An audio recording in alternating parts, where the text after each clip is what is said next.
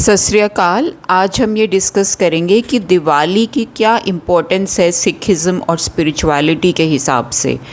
जैसे कि सब जानते हैं कि जब राम जी वापस आए थे तो अयोध्या में उनके स्वागत के लिए दिए से वे वेलकम किया गया था, ये सब जानते हैं। लेकिन सिखिज़्म और स्पिरिचुअलिटी के हिसाब से क्या इम्पोर्टेंस है ये बहुत कम लोग जानते हैं, तो आज हम ये डिस्कस करेंगे।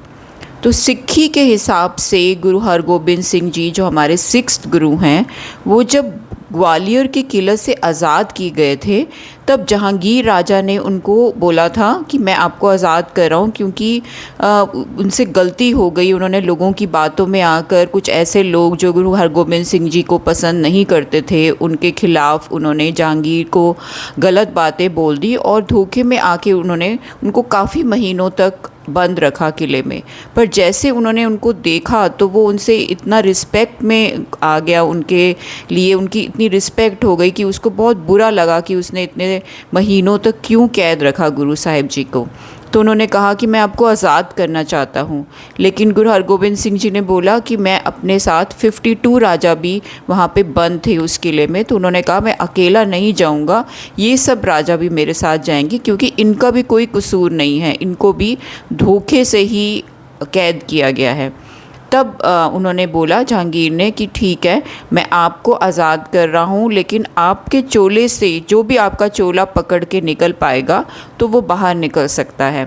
तब गुरु हरगोबिंद सिंह जी ने अपने चोले में 52 कोने बनाए और एक एक कोना एक एक राजा को दिया और वो सब राजा उसको पकड़ के बाहर आए। तो इसलिए इसको सिक्खी में बंदी छोड़ दिवस के नाम से भी सेलिब्रेट किया जाता है कि हे प्रभु, हे गुरु, जैसे उनके बंधन काटे वैसे हमारे भी बंधन काट। और स्पिरिचुअलिटी के हिसाब से बहुत सारे शब्द हैं जिसमें कि किस तरह से हमें अपने मन को रोशन करना है, मन का दिया जलाना है।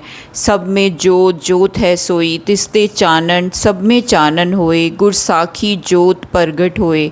ये पहले भी हमने डिस्कस किया है आरती के कॉन्टेक्स्ट में कि कैसे हम सब लोग एक प्रभु की जोत हैं और लेकिन वो चानन कैसे होती है, उसमें रोशनी कैसे आती है, वो जब गुरु की साखी होती है तब उससे वो जोत प्रगट होती है और उसमें जो रोशनी आती है वो हमारे जीवन को रोशन कर देती है। तो दिवाली बाहर तो बनानी ही है लेकिन अपने मन का दिया भी जलाना है ताकि जो ज्ञान के प्रकाश से अज्ञान का अंधेरा जब मिटेगा तो असली दिवाली हम तभी मना सकते हैं। और भी स्पिरिचुअलिटी के कॉन्टेक्स्ट से गुरबानी में बहुत सारे शब्द हैं जिसमें से जैसे एक शब्द अभी हमने कीर्तन रूप में भी श्रवण किया है, जो अभी वीडियो डाली है उसमें आप देख सकते हैं कि दीवा बले अंधेरा जाए। ये गुरु नानक देव जी ने लिखा है और ये गुरु ग्रंथ साहिब जी के अंक 791 पर है। ये शब्द ऐसे आता है, दीवा बले अंधेरा जाए, वेद पाप मत पापा खाए। मतलब कि जब दीवा जलता है, बलता है तो उसमें उससे अंधेरा जाता है।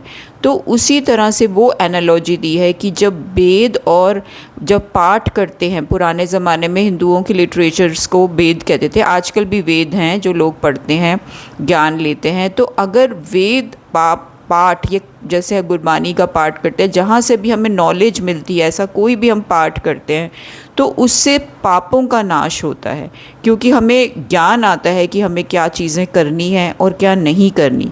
तो दीवा बलय अंधेरा जाए, वेद पाठ मत पापा खाए, उगवे सूर न जापे चंद, जह ज्ञान प्रगास अज्ञान मिटंत। मतलब कि जैसे सूरज चढ़ता है तो चाँद की रोशनी उसके सामने धीमी पड़ चली जाती है, चाँद की रोशनी।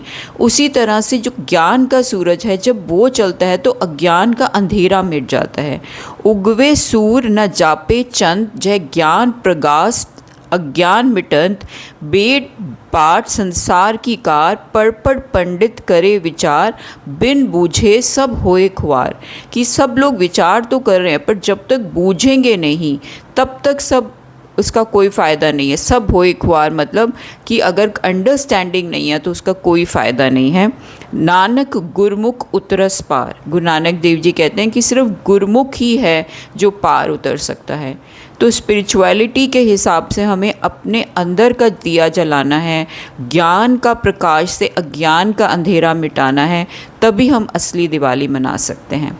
वाहिगुरु जी का खालसा, वाहिगुरु जी की फतेह।